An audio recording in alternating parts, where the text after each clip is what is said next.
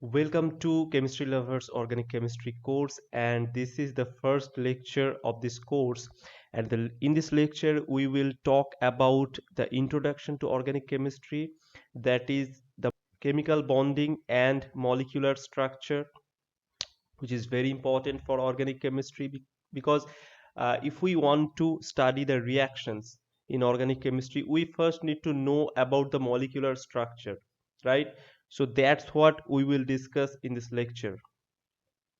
So to begin with, we will first look into the chemical bonding. What is actually chemical bond?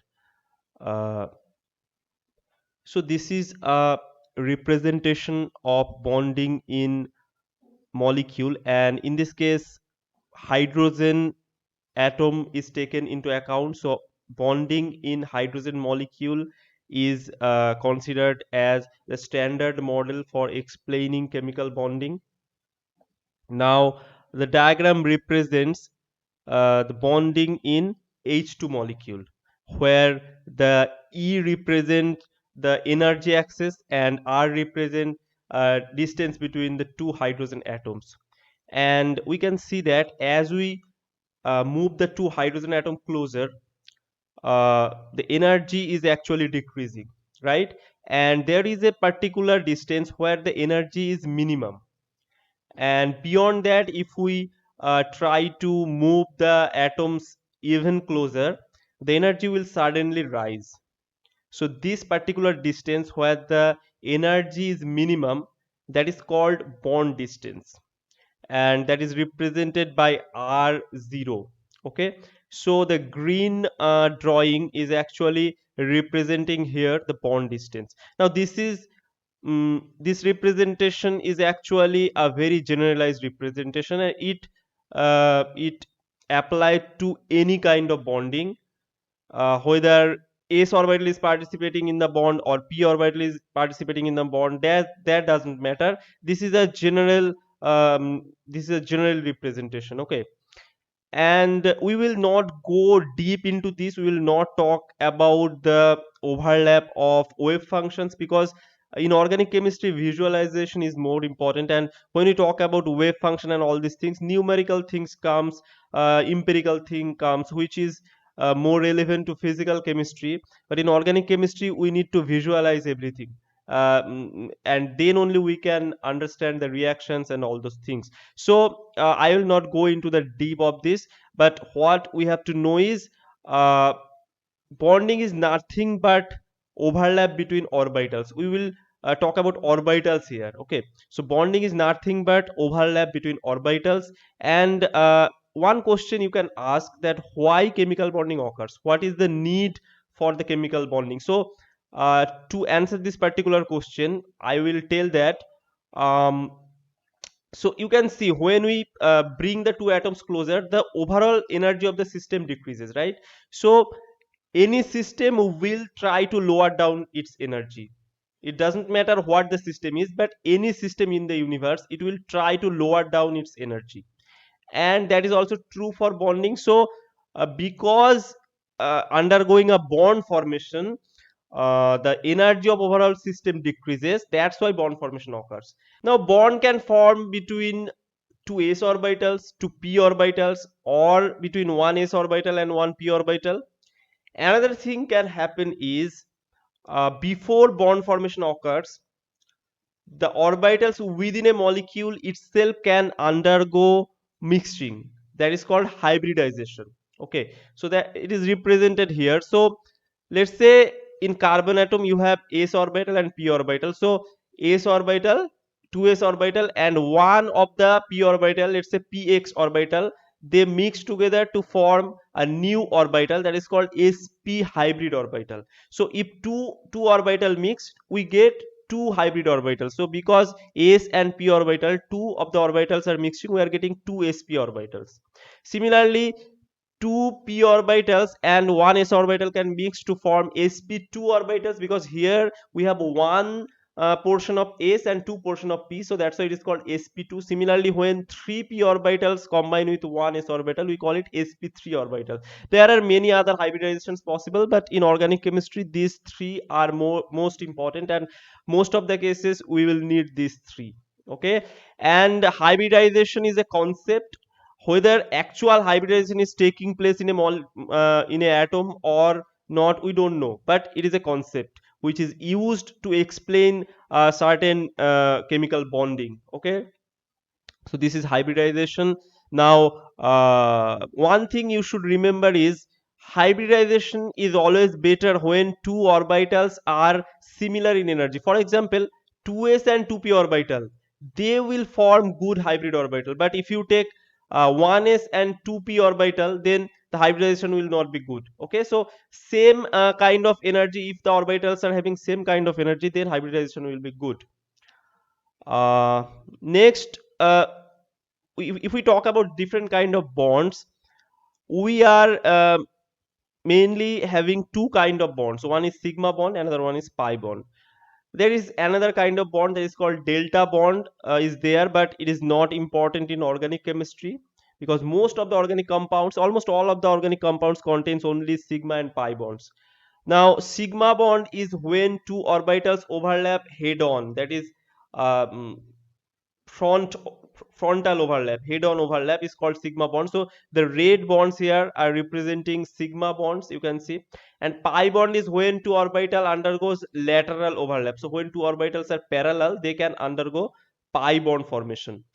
And of course sigma bond will be much stronger than pi bond, because in this case the overlapping area is bigger. In pi bond you can see one portion is overlapping in the top side, one is in the bottom side. So sigma bond is generally more stronger than pi bond, but it depends on situation.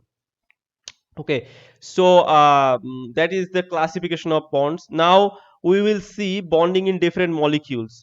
So these are some molecules which are important in organic chemistry: methane, ammonia, water, and this is their structure. But before looking into their structure, we first need to know how we can predict the structure of a molecule based on their hybridization. And for that we have to use the VSEPR theory, valence bond electron pair repulsion theory.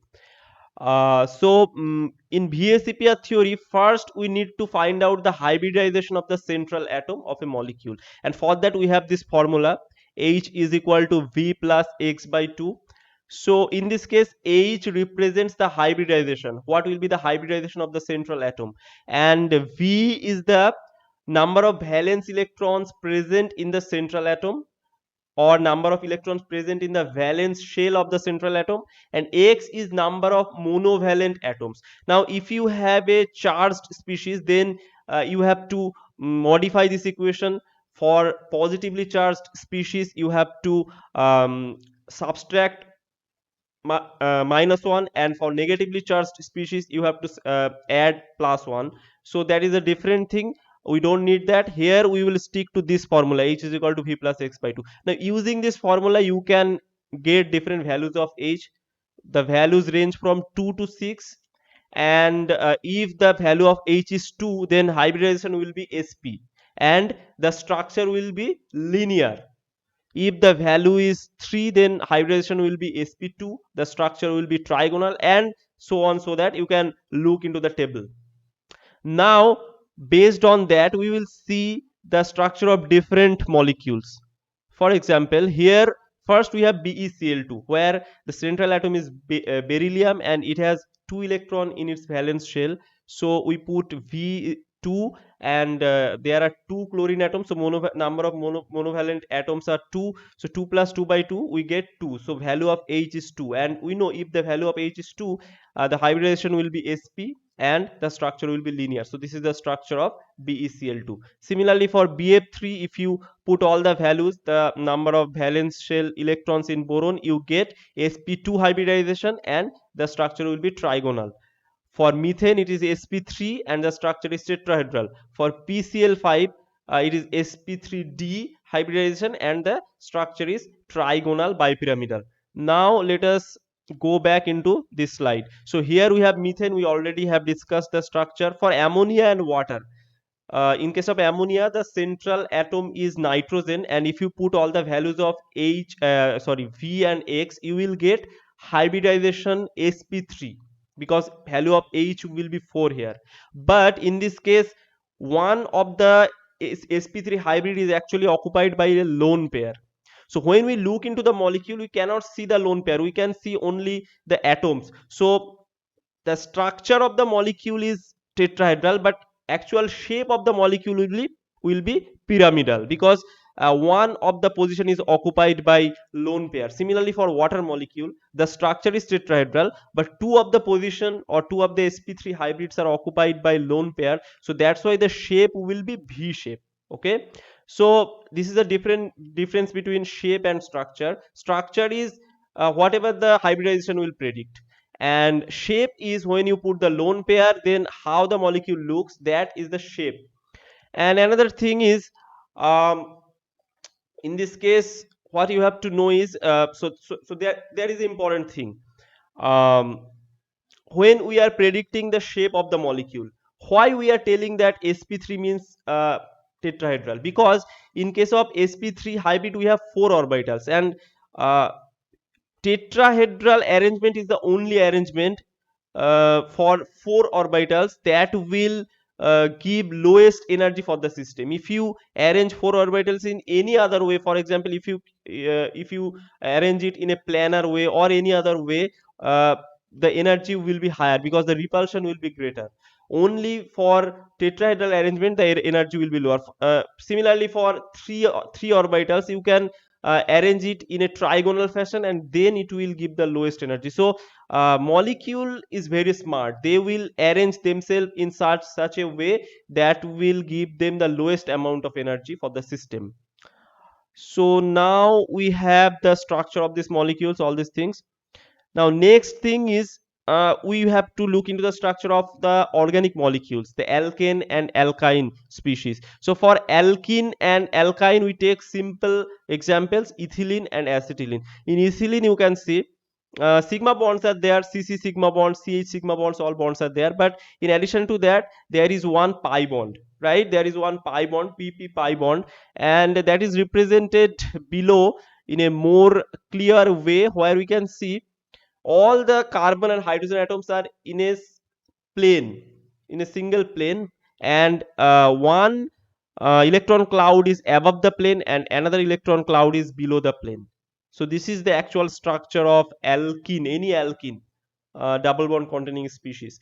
For alkyne, in this case acetylene, we can see, in addition to one electron cloud above and one electron cloud below, we have one electron cloud front and one electron cloud at the back. So actually, if you look into the structure of acetylene, there is a cylindrical arrangement of electron cloud.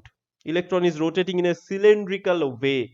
A cylinder, cylinder of electron is actually covering the acetylene molecule. So this is general molecular structure of any alkene and alkyne. Okay, now so now the question is, what happens when you have two of the double bonds close together, that is, they are linked to one another? What will happen? So we'll see that. So in the first example, we can see two of the double bonds are linked to one another, and their orbitals, all the p orbitals are parallel to one another. So that's why there will be overlap among all these four orbitals, right? Overlap among all these four orbitals, and this is called conjugation. So these two pi bonds, they are called conjugated with one another.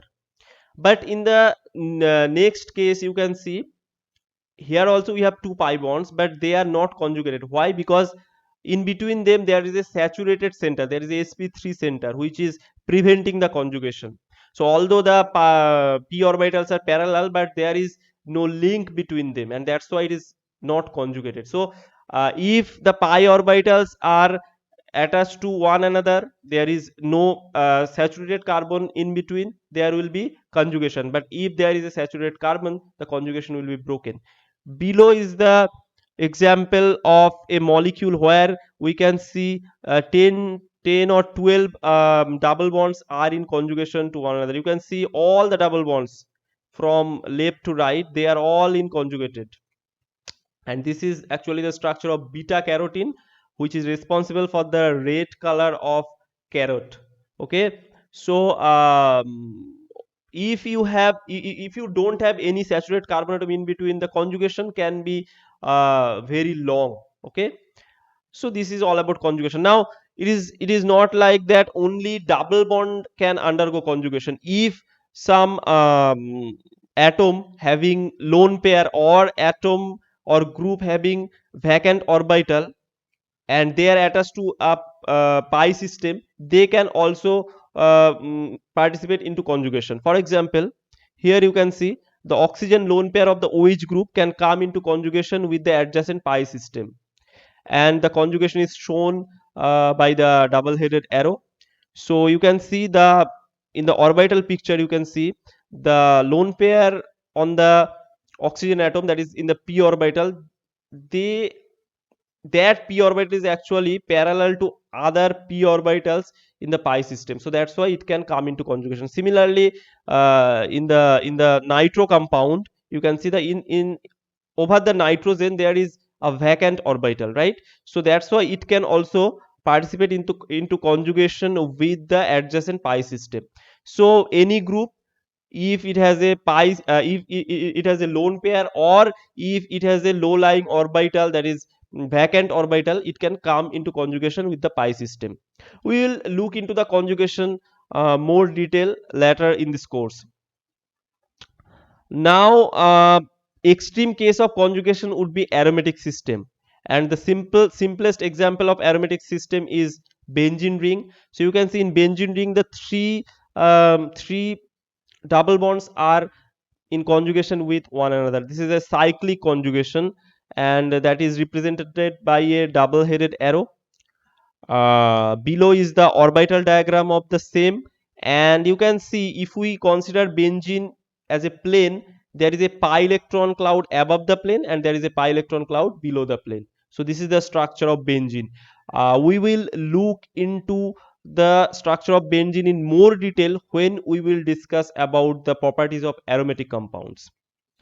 And the last thing of this lecture is the structure of allene. Allene is a very interesting compound. You can see in case of allene, you have two pi bonds adjacent to one another, but here the two pi bonds are not conjugated. Why? Because their plane is different. The pi bond represented by the red p orbitals and the pi bond represented by the blue p orbitals, if you look, their planes are different. If one is in the xy plane, the other one is in the yz plane, so they are not parallel, and that's why they cannot overlap, right? So although they are adjacent to one another, they cannot overlap. This is called uh, allene system, and you can look into allene as a elongated tetrahedron. So if you elongate the tetrahedron structure of methane, you will get the allene. So in case of allene, you have three carbon atoms, and two of the hydrogen atom is in one plane and another two is in other plane. So structure is something like this. Okay, elongated tetrahedron. We will look into the structure of allene and reactivity of it in detail when we will discuss about the reactions of double bond in this course. So that's all about molecular bonding and chemical structure, which we need for the organic chemistry course. I hope I am able to clear all your doubts about this topic. If you have any doubt left, let me know in the comment section. I will cover that in the next lecture. Thank you for watching.